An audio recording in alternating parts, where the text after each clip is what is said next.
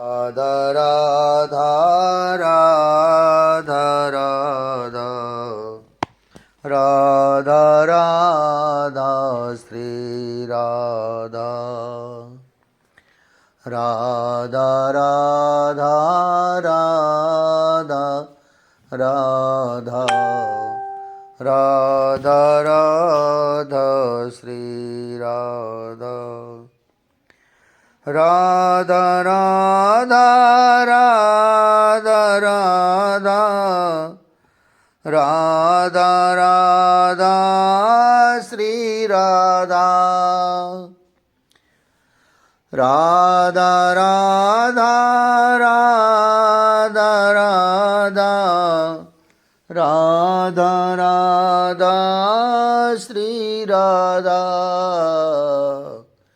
राधा राधा राधा राधा राधा राधा श्री राधा राधा राधा राधा राधा राधा राधा श्री राधा श्री राधा वल्लभ लाल की जय। श्री बांके बिहारी लाल की जय। श्री यमुना रसरानी की जय। श्री गिरिराज जी महाराज की जय। जय जय श्री राधे श्याम।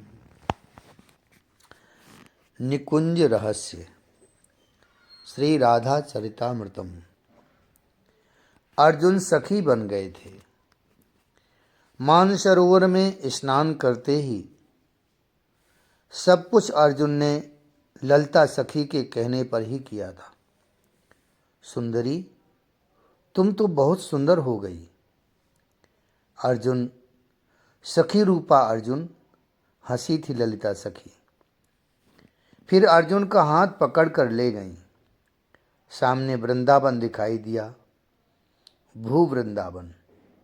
पर कुछ ही देर में तीव्र प्रकाश हुआ और एक दिव्य धाम वहां खड़ा था।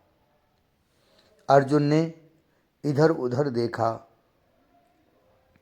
ललिता सखी अंतर्धान हो गई थी। मात्र अर्जुन थे वहां, और वह भी सखी रूप में।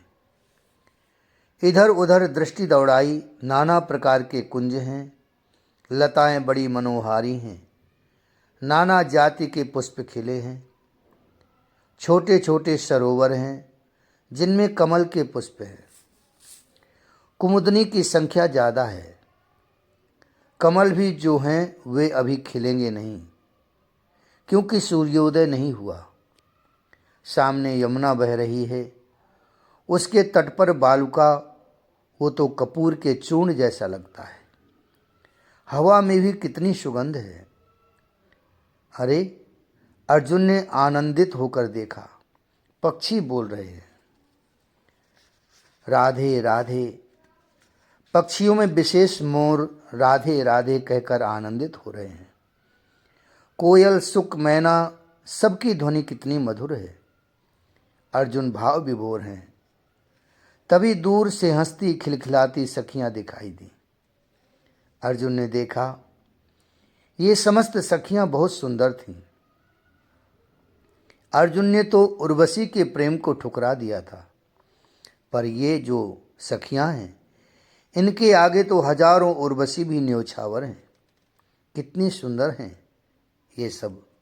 अर्जुन ने देखा, वो सब चहकती हुई, मंगल गीत गाती हुई चली जा रही थी।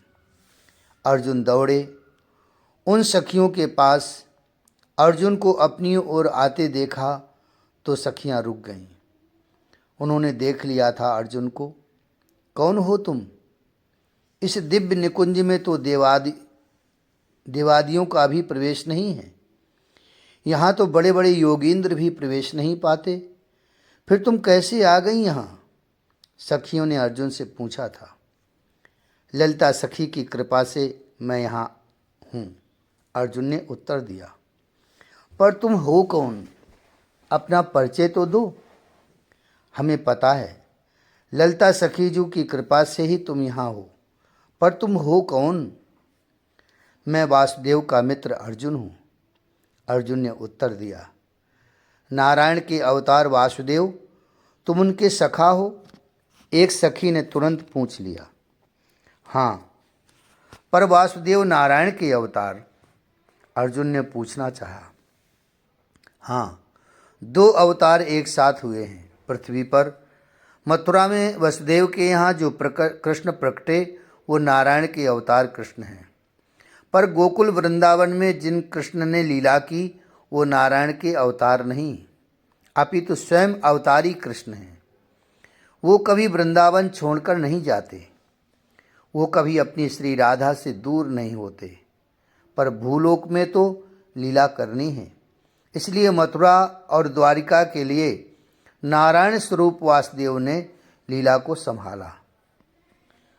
पर निकुंजेश्वर श्री श्याम सुंदर रहस्यमय रूप से वृंदावन में ही व्याप गए हैं। सखियों से ये रहस्यमयी बातें सुनकर अर्जुन चकित हो गए। आपका परिचय?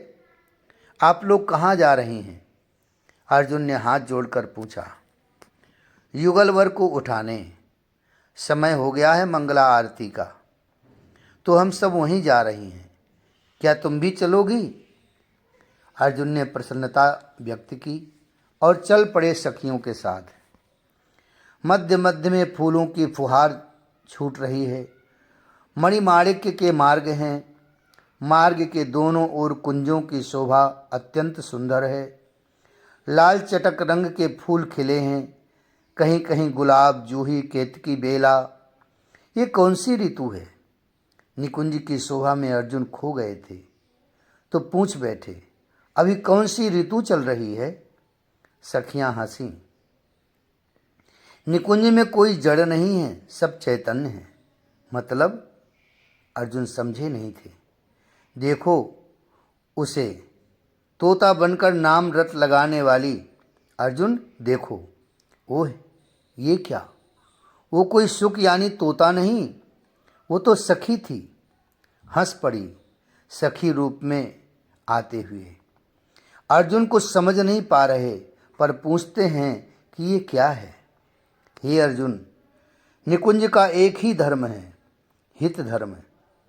हित माने प्रेम। अच्छा अर्जुन, तुम्हें पता है प्रेम का सिद्धांत है प्रेमी के सुख में सुखी रहना, अपने सुख की होली जलाकर प्रियतम की प्रसन्नता में प्रसन्न रहना।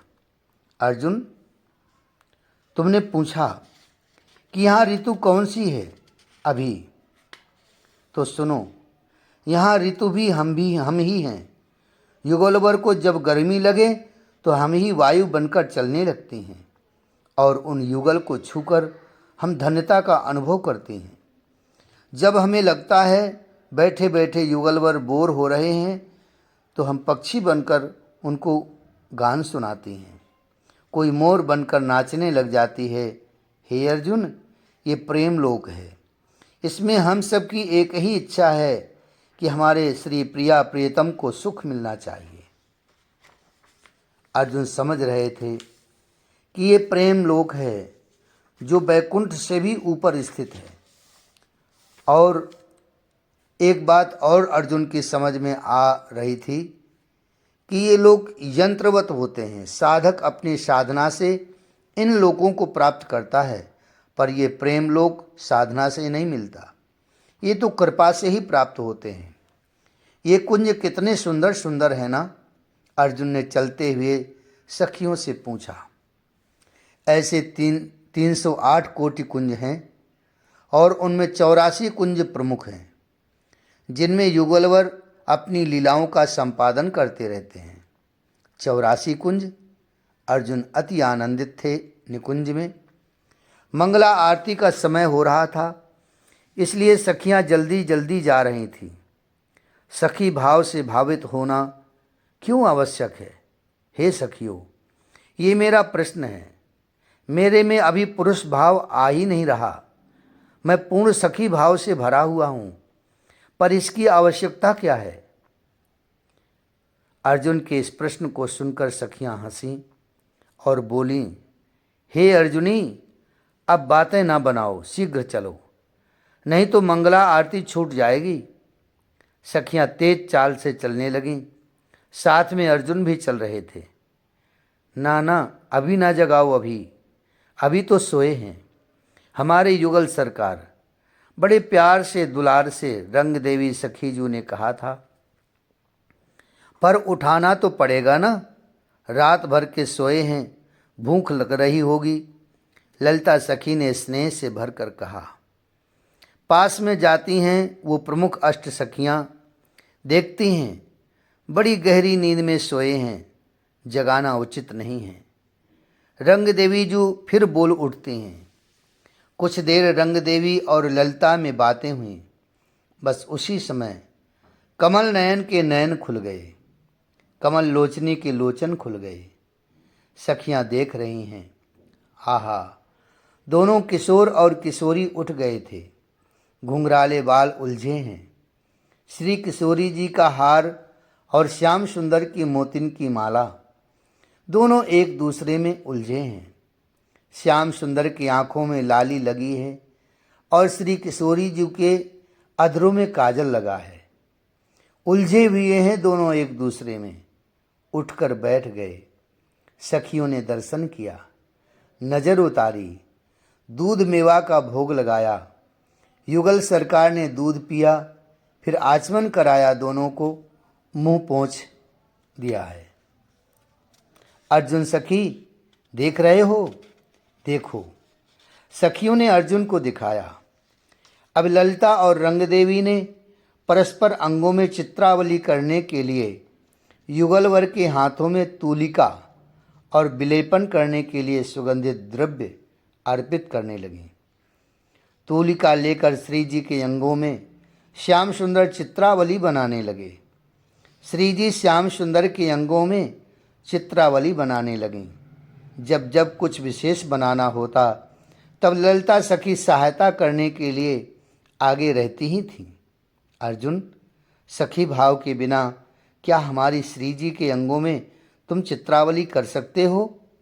अर्जुन ने उस सखी के मुख को देखा पर कुछ बोले नहीं, क्योंकि रहस्योद्घाटन को हो चुका था। चलो अब मंगला आरती। कितने सुंदर लग रहे हैं दोनों। अलसाई आंखें, मिले हैं रात भर, पर अभी भी लग रहा है कि अच्छे से देखा भी नहीं है एक दूसरे को। ये सनातन प्रेमी हैं, ये सनातन जोड़ी है, ये सनातन दंपति हैं। तभी आरती शुरू हो गई थी। सब सखियां आरती गाने लगी थीं। निरखी आरती मंगल भोग, मंगल श्यामा श्याम किशोर, मंगल श्री वृंदावन धाम, मंगल कुंज महल अभिराम, मंगल घंटा नाद सुहोत, मंगल थार मणि की जोत, मंगल दुंदुभि धुनि छवि छाई, मंगल सहचरी दर्शन आई, मंगल बीन मृदंग बजावे, मंगल ताल झांझ झर लावे, मंगल सखी यूथ कर जोरे, मंगल चंवर लिए चहूरे। सब सखियों ने आरती की, आरती ली, जय जयकार किया। श्री राधा वल्लभ लाल की जय। साधकों, मुझे पता है ये निकुंज रहस्य बहुत गोप्य विषय है। इसके बारे में खुलकर ज़्यादा चर्चा भी नहीं हुई है। कारण यही था कि अगर सामने वाला अधिकारी नहीं हुआ तो इसकी चर्चा से विशेष कोई लाभ होगा नहीं, अपितु हानि की भी संभावना है। आपको मैं बता दूं, श्री निम्बार्क संप्रदाय के रसोपासना का एक अद्भुत ब्रजभाषा में लिखा हुआ राग रागनियों में गाया जाने वाला ग्रंथ है, जिसका नाम है महावाणी। हमारे वृंदावन में आज भी माइक में इन ग्रंथों के पदों को नहीं गाया जाता, क्योंकि विशुद्ध रस की चर्चा है इनमें। मुझे याद है, एक साधक ने मेरे बाबा से पूछा था कि निकुंज उपासना के संबंध में कुछ बताएं। ये श्री राधा भाव क्या है, ये महाभाव क्या है? तब मेरे बाबा ने एक ही बात कही थी कि देखो, मैं तुम्हें कुछ भी कहूँगा तुम्हारी समझ में नहीं आएगी, क्योंकि ये प्रेम जगत की बात है, बड़ी रहस्यमयी है। इसलिए तुम्हें अपना उत्तर सच में ही चाहिए तो राधे कृष्ण कृष्ण कृष्ण राधे राधे, राधे श्याम श्याम श्याम राधे राधे, इस युगल मंत्र का 4 लाख जप करके मेरे पास आओ, फिर मैं तुम्हें बताऊंगा निकुंज का रहस्य। तो साधकों, ये रसोपासना, ये निकुंज रस, ये श्री राधा भाव, ये महाभाव तभी समझ में आती है जब हृदय सत्व गुण से भरा हो। फिर सत्व गुण भी खत्म हो जाए तब तरुणातीत होकर साधक प्रेम राज्य में प्रवेश करता है। ब्रह्म संहिता में लिखा है, ये लोक यंत्रवत होते हैं। ब्रह्म संहिता में और पद्म पुराण में वैकुंठादि लोकों का वर्णन है। साधकों, हमारा सनातन धर्म बहुत रहस्यों से भरा था, पर हम लोग धीरे धीरे बहुत सी चीज़ों को भूल रहे हैं और वे दिव्य साधनाएं लुप्त प्राय होती जा रही हैं। आप लोगों ने सुना होगा हमारे यहाँ यंत्र विज्ञान था। वैसे आप लोगों ने कई शक्तिपीठों में देखा भी होगा, यंत्र की विशेष पूजा होती है। कई प्राचीन मंदिर के तो मैंने ऐसे दर्शन किए हैं जहाँ देवताओं की मूर्ति नहीं, यंत्र की ही पूजा होती थी। श्री यंत्र के दर्शन तो आप लोगों ने किए ही हैं और यंत्र के नाम पर अब ये श्री यंत्र ही रह गया है। अस्तु साधकों, मंत्र शब्द है और यंत्र रूप है। शब्द में कंपन होता है, ये बात तो आप जानते ही हैं। शब्द के कंपन को आकाश जगह देता है, तब वह कंपन आकार ले लेता है और वह आकार रेखा की तरह होता है। इस बात को मुझे सिद्ध करने की आवश्यकता नहीं है। सैटेलाइट के ज़माने में ये बात अब सिद्ध करने की रही भी नहीं है। आप जिस मंत्र का जाप करते हैं उस मंत्र के शब्द से एक कंपन पैदा होती है, उसी कंपन से यंत्र की रेखाएं बन जाती हैं और वही लोक उस साधक के लिए तैयार होता चला जाता है। साधकों, मैंने विभिन्न पुराणों में पढ़ा है वैकुंठादि लोकों का वर्णन। मुझे सब में अलग अलग वर्णन पढ़ने को मिले। ऐसा क्यों था? जब वैकुंठ एक है तो वर्णन में इतनी भिन्नता क्यों? मुझे समाधान मिला, साधक की रुचि के अनुसार लोक में भी भेद देखे गए हैं। मंत्र जैसा होगा, मंत्र के साथ साधक की जैसी भावना होगी, इष्ट जैसे होंगे, तो वैसे ही आपके लिए लोक तैयार होता चला जाता है। यंत्र में अगर आपने ध्यान से देखा हो तो खटकोण, त्रिकोण, अष्टकोण ऐसी रेखाएं होती हैं। बिंदु भी होते हैं, पर उसमें कुछ लिखा भी होता है। मैंने बंगाल के तारापीठ में दर्शन किए, एक यंत्र था। यंत्र की पूजा भी बड़ी विधि विधान से होती थी। यंत्र में रेखाएं थीं, पर खाली जगह में बंगाली भाषा में ह्रीम ऐसे बीज लिखे थे, पर लिपि बंगाली थी। मैं गया था आबू रोड, अंबाजी शक्तिपीठ। मैं वहाँ भी गया दर्शन के लिए। वहाँ भी मैंने यंत्र के दर्शन किए। यंत्र की पूजा वहाँ भी थी, पर मैंने वहाँ देखा यंत्र में रेखाएं तो थीं, पर खाली जगह में गुजराती लिपि में ही रींग लिखा हुआ था। मैंने बेंगलोर में भी एक मंदिर में देखा था, वहाँ भी यंत्र के कन्नड़ में ही रिंग लिखा था। मैंने एक शाक्त विद्वान से पूछा, वैसे यंत्र विज्ञान को जानने वाले विद्वान अब बहुत कम होते जा रहे हैं कि यंत्र में जो लिखते हैं वो कहीं बंगाली में, कहीं गुजराती में, तो ऐसे किसी भी लिपि के लिखने से उसका पूर्ण लाभ होगा? यंत्र का अपना प्रभाव रहेगा, क्योंकि मैंने सुना था कि यंत्र में एक बिंदु भी कम या ज़्यादा हो तो यंत्र का कोई लाभ नहीं मिलता। बड़े विद्वान थे वे। मुझसे बोले, तुम भक्ति मार्ग और भागवत कथावाचक होकर भी ये कैसा प्रश्न करते हो? वो मुझ पर प्रसन्न थे। कहने लगे, ये सब आजकल बहुत कम लोगों को पता है। फिर मुझे समझाते हुए बोले, यंत्र में ये क्लिंग या हिरिंग जो भी लिखते हैं, या कुछ और भी लिखा जाता है उसका कोई महत्व नहीं है। महत्व है यंत्र में मात्र रेखाओं का। मैं बड़ा आनंदित हो उठा था। शब्द से आकाश में कंपन होता है और कंपन से रेखाएं बनती हैं, यानी मंत्र से यंत्र, शब्द से रूप की ओर, क्योंकि शब्द मंत्र है, और रेखाओं का बनना उस शब्द के हलचल का परिणाम है। वाह, मैं आनंदित हो उठा था उस दिन। मंत्र जैसा होगा कंपन वैसी होगी, ये विज्ञान है। और जैसा मंत्र वैसा यंत्र, यानी लोक। साधकों, हम चर्चा कर रहे हैं निकुंज की। प्राचीन वैष्णव शास्त्रों में लिखा है कि वैकुंठ सबसे ऊंचा है, ऊपर है। पद्म पुराण में भी अच्छे से वर्णन है इसका। पद्म पुराण में तो लिखा है कि बहुत विस्तृत लोक है वैकुंठ। इसमें एक तरफ नगरी है साकेत धाम, जो भगवान श्री राम के उपासकों का लोक है। इसी साकेत में ही श्री सीताराम जी विराजे हैं। उनका अपना संपूर्ण परिकर वहीं रहता है। हनुमान आदि सेवा में नित्य निरंतर लगे रहते हैं। इसी बैकुंठ के दूसरी ओर गोलोक धाम है, जहाँ नंद नंदन श्री कृष्णचंद्र विराजे हैं। उनके सखा मैया यशोदा, बाबा नंद, समस्त परिकर यहीं रहता है। इस बैकुंठ से थोड़ा अलग उच्च में स्थित है कुंज, जहाँ सखियों का निवास है। यहाँ प्रिया प्रीतम दिव्य लीलाएं संपादित करते रहते हैं। अब इसके ऊपर है निकुंज। साधकों, इसी निकुंज में अर्जुन आए हैं। सखी बना दिया है ललिता जी ने, और चकित होकर अर्जुन निकुंज रस का आनंद ले रहे हैं। हाँ, एक बात और, बैकुंठ ऐश्वर्य प्रधान है, पर गोलोक माधुर्य प्रधान है। पर कुंज निकुंज, नित्य निकुंज, निवृत्त निकुंज, ये तो विशुद्ध प्रेम के लोक हैं। इसलिए तो कहा गया है कि इन लोकों में पुरुष का प्रवेश नहीं है। पुरुष मात्र श्याम सुंदर हैं यहाँ, बाकी सब सखियाँ। साधक अहंकार रहित हो, युगल मंत्र का जाप करे।